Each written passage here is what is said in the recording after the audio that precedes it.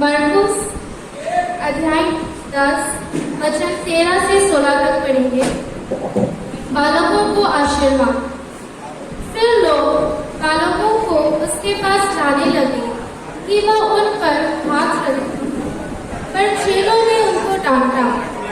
यीशु ने यह देखकर उनसे कहा, बालकों को मेरे पास आने दो और उन्हें मना न करो, क्योंकि परमेश्वर का राज ऐसा ही है। मैं तुमसे सच कहता हूँ कि जो कोई परमेश्वर के राज्य को बालक के समान ग्रहण न करे, वह उसमें कभी प्रवेश करने न पाएगा। और उसने उन्हें गोद में लिया और उन पर हाथ रखकर उन्हें आशीष दी। प्रभु यीशु मसीह के मधुर नाम से आप लोगों को एक और बार हम स्वागत करते हैं। अब जो पाठ हम लोग सुने थे ग्लैडिस पढ़ते हुए, ये बाइबल के एक पुस्तक मरकुस उसी के 10वें अध्याय वचन 13 से लेकर के 16 तक पढ़े। ये मरकुस नजी सुसमाचार जो है यीशु मसीह की जीवनी है, यीशु मसीह के जीवन चरित्र है, उनके आत्मा कथा है। उस आत्मा कथा से आप एक छोटा सा एक हिस्सा पढ़ करके सुने थे। उसी के आधार पर आप 5 बातों को आपको समझाने के लिए कोशिश करें। एक वक्त में यीशु मसीह प्रचार करने का वक्त इस प्रकार लोग वहां इकट्ठे हुए थे। उस वक्त में कुछ माता लोग या कुछ माँ बाप लोग अपने बच्चों को यीशु मसीह के पास लेके आए थे, ताकि यीशु मसीह उनको छू करके उनके सिर में हाथ रख करके उनको आशीष कर सके। लेकिन उनके जो स्वयं चेले लोग थे, उनके जो अनुयायी थे, उन लोगों ने उन माँ बाप को डांटा, रोक प्रभु यीशु मसीह के पास आने से रोक। तो यीशु मसीह उसे देख करके उन पर गुस्सा किए, क्रोध हुआ। तो अपने चेले लोगों को ये डांटे थे, आप बोले थे, बच्चे लोग मेरे पास आने दो, क्योंकि स्वर्ग का राज्य ऐसे लोगों का है। और यीशु उन लोगों को पास बुलाए, बच्चों को गोद लिए, उन लोगों को हाथ रख करके आशीष किए, अब आगे बढ़ गए। ये बात से हम 5 बातों को देखने जा रहे हैं। नंबर 1, लोग यहां पढ़ते हैं आपके लिए। फिर लोग बालकों को उसके पास लाने लगे कि वो उन पर हाथ रखे। लोग अपने बच्चों को लेके आए थे यीशु मसीह हाथ रखने के लिए। इन लोग कौन थे? मैंने कहा माँ बाप, अधिकांश में माँ लोग भी हो। अब इन लोगों ने क्या सोचा था? यीशु मसीह को इन लोग पहचान लिए हैं और इन लोग चाहते थे यीशु मसीह हमारे अपने बच्चों को आशीष करे।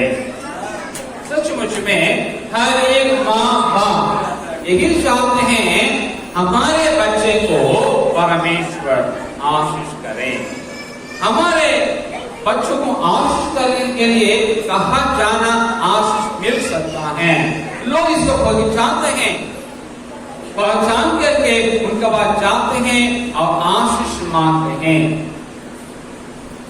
और दूसरा हम यहां देखते हैं, पर लोगों ने उनको चेलों ने उनको डांटा। यहाँ देखते हैं यीशु मसीह के चेले लोग उन माँ बाप को डांटे थे और बच्चों को आगे आने से रोके थे। इन लोग कौन थे? वे हैं यीशु मसीह के अपने ही चेले लोग थे। इन लोग परमेश्वर को जान लिए थे, परमेश्वर को पहचान लिए थे, लेकिन परमेश्वर की इच्छा क्या है, परमेश्वर क्या चाहता है अपने लोगों से, ये बात को समझने में असमर्थ थे। अर्थात ये लोग वे लोगों को दर्शाते हैं जो अपने को आध्यात्मिक समझते हैं, जो अपने को भक्तजन समझते हैं, परंतु उनके अंदर कुछ कमियां ऐसी हैं, वे परमेश्वर की इच्छा क्या है ये समझ नहीं पाए। परमेश्वर को समझने के लिए उनको जानने की आवश्यकता है।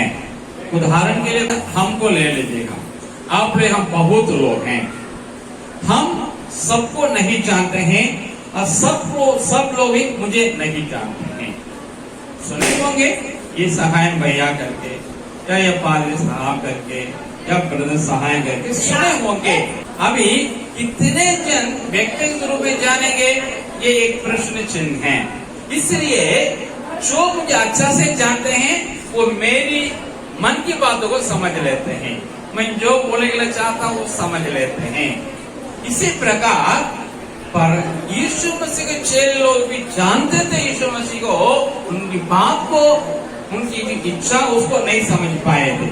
उसी प्रकार कई लोग पूजा पाठ करते होंगे, प्रार्थना करते होंगे, चर्च को, मंदिर को और जाते होंगे, सब कोई जिनकी आराधना करते हैं, जिनकी उपासना करते हैं, व्यक्तिगत रूप में नहीं जानते होंगे, जिसके वजह से उनकी इच्छा को समझने में उन लोग असमर्थ हो जाते हैं। तीसरा हम देखते हैं यीशु मसीह। यीशु ने यह देख क्रोध होकर उनसे कहा। अब यीशु मसीह कार्य करता है। यीशु मसीह कौन है? बाइबल बताती है वो परमेश्वर उनमें प्रकट हुआ है। बाइबल में एक वचन है, आदि में वचन था और वचन परमेश्वर के साथ था और वचन परमेश्वर था। अब वो वचन देहधारी होकर के हमारे बीच में वास किया है। हम लोग ने उसको देखे। उनके शिष्य लोग लिखते हैं जिन्होंने यीशु मसीह को देख के उनके संग रहे, उन लोग बताते हैं हम लोगों ने उनको देखा। उदाहरण हम बोलते हैं किसी और को बोल करके भेज देते हैं, बेटा वहां जाओ फलाने व्यक्ति से जाकर बोलो मैं सहाय मंगल ये बोल दिया करने के लिए। तो वो जाता है, हमारा अंकल ने ऐसा कहा करके बोलता है, लेकिन ये है वचन है, शब्द है। लेकिन जब हम एक चिट्ठी लिख करके एक लेटर को भेज देते हैं, वो क्या हो गया है? वचन एक रूप ले लिया है, लेटर का रूप ले लिया है। तो पढ़ने वाला व्यक्ति क्या करेगा? समझ लेगा वो अंग ये बात कहे हैं, ये बात मुझे करना है। इसी प्रकार परमेश्वर ने अपने वचन को बोला, एक वक्त आया परमेश्वर को वचन एक रूप ले लिया, देह धारण किया, उसका नाम दिया गया है यीशु। यीशु का मतलब है मुक्ति देने वाला या मुक्ति दाता है। बाइबल बताती है यीशु मसीह में परमेश्वर वास किया है, यीशु मसीह में परमेश्वर की परिपूर्णता है। अब जो चाहे परमेश्वर से मांगने के लिए और पाने के लिए वो सब यीशु मसीह में है। विद्या चाहिए, विद्या यीशु मसीह में है। सेहत चाहिए, सेहत यीशु मसीह में है। चंगाई चाहिए, चंगाई यीशु मसीह में है। आशीष चाहिए, आशीष यीशु मसीह में है। आपको शांति चाहिए, शांति यीशु मसीह में है। आपको आगे बढ़ने के लिए मार्गदर्शन चाहिए, मार्गदर्शन यीशु मसीह में है। इसलिए यीशु ने कहा, मैं मार्ग और जीवन और सच्चाई। सब कोई चाहते हैं हमेशा के लिए जीवन बिताए, हमारा जीवन कभी अंत नहीं होना, एक शाश्वत जीवन जीना है। हर एक जन वही चाहते हैं, चाहे बुजुर्ग हो या बच्चे हो, जवान हो या मध्य मिडिल एज व्यक्ति हो, कोई भी हो, सब चाहते हैं आनंद काल के लिए हम जीते रहें। वो आनंद जीवन भी, वो शाश्वत जीवन भी यीशु मसीह में उपलब्ध है। और ये यीशु मसीह है, आप और हम ये पुरुष के संतान हैं। आपके लिए, मेरे लिए शारीरिक पिता हैं और शारीरिक माता हैं। दुनिया के जितने लोग हैं वे सब वैसे ही है। लेकिन यीशु मसीह के बारे में भविष्यवाणी हुई कि वो पुरुष के संतान बनकर के नहीं, स्त्री के संतान बनकर के आएंगे। फिर बाद में उनके बारे में बताया गया, वो स्त्री होंगी, कुमारी होंगी, और उनके द्वारा जो संतान होगा वो है दुनिया के लिए मुक्तिदाता बन करके, उद्धारकर्ता बन करके आएंगे और मुक्ति सारे लोगों के लिए देंगे। ये भविष्यवाणी हुई और यीशु मसीह में था पूरी हुई। यीशु मसीह का जन्म दुनिया के केंद्र बिंदु में हुआ था। केंद्र बिंदु का मतलब क्या है? 4 दिशा है, पूरब और पश्चिम, उत्तर और दक्षिण। ये चारों दिशा जहाँ मिलता है, चारों का संगम जहाँ होता है, उसको बोलते हैं सेंटर, पृथ्वी की नाभि। वही है बैतलहम, इज़राइल देश में है। यीशु मसीह का जन्म वहीं पे हुआ जहाँ पूरब और पश्चिम, उत्तर और दक्षिण मिलता है। इसका मतलब है यीशु मसीह का जन्म इसलिए पृथ्वी के नाभि में हुआ, इज़राइल देश के बैतलहम गांव में, ताकि पश्चिम के लोग भी, पूरब के लोग भी और दक्षिण के लोग भी और स्वर्ग भी उनका अपनाए। सबके लिए है यीशु मसीह है। वो ना एक यूरोप के रहने वाले थे और ना आसिया का रहने वाले थे, ना अफ्रीका के रहने वाले थे, लेकिन वो स्वर्ग के हैं, वे पृथ्वी में आए, सबके लिए वो उद्धारकर्ता बन करके आए। इस यीशु मसीह को राजा लोग मिलकर के, मनुष्य लोग के साथ मिलकर के, मनुष्य मतलब पुरोहित लोग, धर्म गुरु लोग हैं, उनके साथ राजनीतिक नेता लोग, शासक लोग, राजा लोग और चक्रवर्ती, जो राजाओं का राजा, महाराजा, सब मिलकर के यीशु मसीह को क्रूस में चढ़ा थे, ताकि आप और हम सारे लोग क्या करें? जीवन बिताए, मतलब आनंद जीवन को पाकर शाश्वत जीवन को बिता सकते हैं।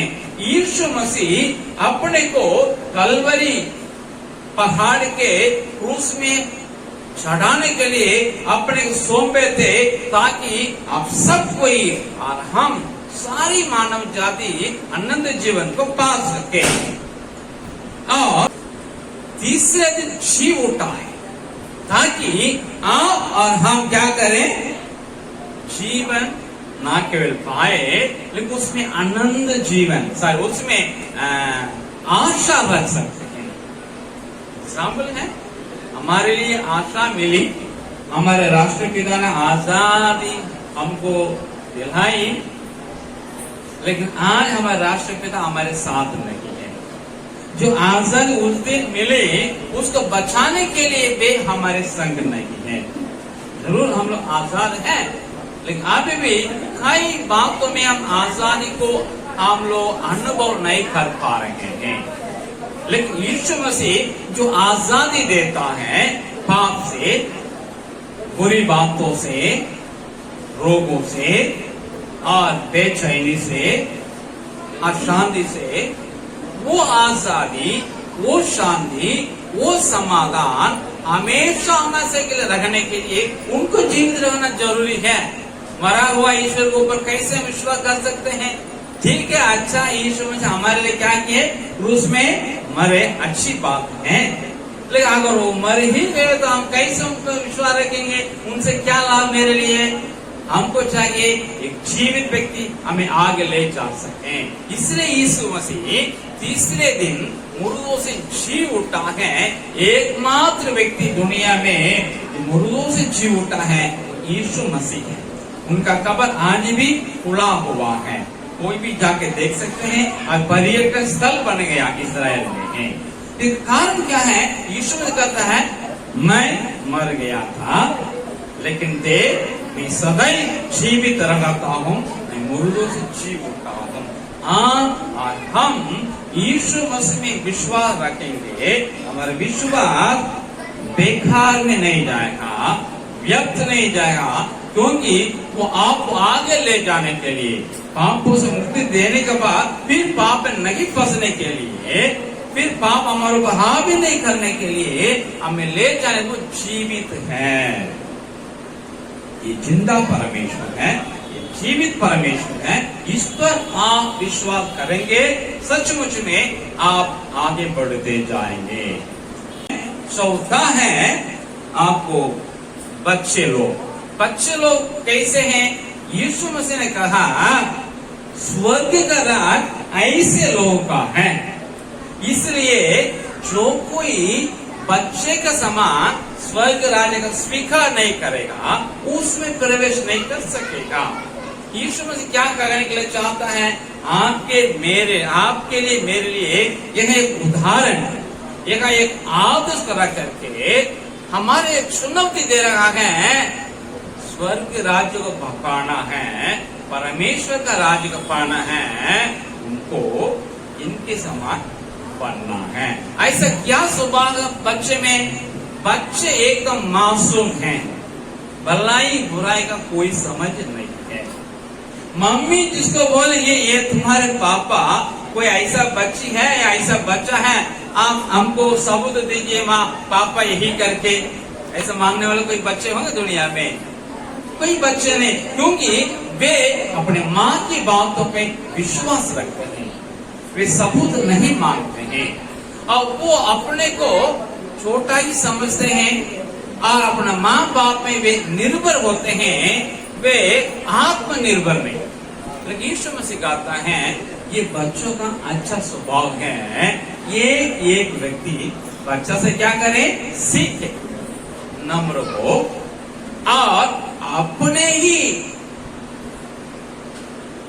मेहनत से स्वर्ग राज आने के लिए प्रेरणा करें। अगर 14 बच्चे हैं, आपके लिए मेरे लिए उदाहरण हैं, आपके लिए मेरे लिए चुनौती है, आपके लिए मेरे लिए आदर्श है, आपके लिए मेरे सबक हैं। इस वक्त में बच्चों के समान आप मुझे को बदलने की दरकार है। ये सब कोई आनंद जीवन को चाहते हैं, शाश्वत जीवन को चाहते हैं, उसके लिए प्रयास करते हैं। इसलिए इंसान क्या करता है? उपासना करता है, आराधना करता है, सारी बातें करता है, ये सब इनका मेहनत है। इंसान सोचता है हम ऐसा करेंगे ऐसा हो जाएगा, लेकिन बाइबल में हमारा परमेश्वर यूं कहा है आप मुझे पर निर्भर हो, अपने ऊपर निर्भर नहीं, मेरे पास आने के लिए शाश्वत जीवन जिसको मैं देने के लिए तैयार हूं, उसको पाने के लिए तुमको आत्मनिर्भर होने की जरूरत नहीं। ऐसा करेगा हमसे पाएगा नहीं। इसलिए तुम अपने नम्र करो, दीन बनाओ और मुझ पर विश्वास रखो, मैं तुम्हारे लिए दे दूंगा।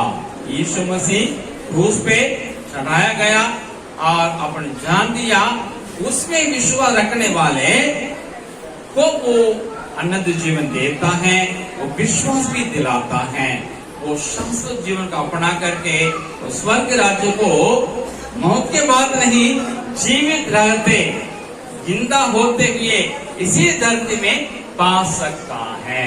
उसके लिए हम उदाहरण हैं। यहाँ जितने लोग हैं, इन लोग इसी जीवन में शाश्वत जीवन को पा चुके हैं, स्वर्ग राज्य को पा चुके हैं।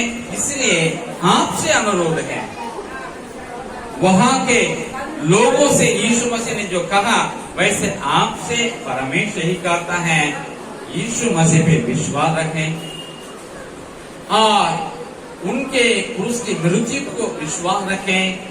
वो आपके लिए अनंत जीवन का तैयार हैं। अब अपनी समझ इतना समझ लें, मैं स्वभाव से पापी, मेरे स्वभाव ही क्या है, पाप करने का। जैसे बच्चे हैं, बच्चों को दूसरे को मारने के लिए सिखाने की जरूरत नहीं है। दो बच्चे एक दूसरे को क्या करेंगे, एक को मारेगा, दूसरा अपने आप मारेगा, मतलब पलटा अपने आप लेगा। अब छोड़ दीजिएगा, जा करके दीवार का क्या करेगा, थोड़ा सा वहां टूटा हुआ है ले करके क्या करेगा, श्वास करेगा, उसको बाद उसको करता रहेगा। पापा मम्मी बोलेंगे बेटा नहीं करना है, मानेगा नहीं, समझ में नहीं आता है। फिर दोबारा करेगा, तिबारा करेगा, फिर मम्मी क्या करेगी, एक थप्पड़ मारेगी, तो उसको समझ आओ हो इसको नहीं करना। अगले बार क्या करेगा, करेगा, ये तो वो देखेगा मम्मी है कि नहीं है, तो नहीं करेगा, मम्मी नहीं है फिर छाटेगा। ये है स्वभाव है इंसान का। इसलिए पाप करना हमारा स्वभाव है। जैसा आम का पेड़ है ना, आम का पेड़ से कौन सा फल आता है, लीची का फल आएगा, आम का ना आएगा। उसी प्रकार हम लोग का एक बीज है वो पाप करने का। यही वजह हम लोग पाप कर डालते हैं, जान के भी अनजान को भी। लेकिन अनजान से भी करें, जान बुझ के भी करें, उसका तो भुगतना पड़ेगा, हम लोग उसका मजदूरी के लेना पड़ेगा। जैसे करंट जा रहा है तार में, ये तार में करंट है, बच्चा को पता नहीं है करंट मारेगा नहीं मारेगा, छू लेगा तो क्या करेगा, बोल सकते हैं ये करंट मुझे नहीं पता था, बोल सकते हैं, या पापा मम्मी आके बोल सकते मेरे बच्चे को मालूम नहीं था, तुम क्यों ऐसा कर दिया, नहीं। इसी प्रकार हमारे पाप का एक मजदूरी है, उसको हम लोग नहीं पाना। हम लोग यीशु मसीह में विश्वास रखेंगे। यीशु मसीह तीसरा जीव उठा है, उसमें आपके लिए मेरे लिए मरा है।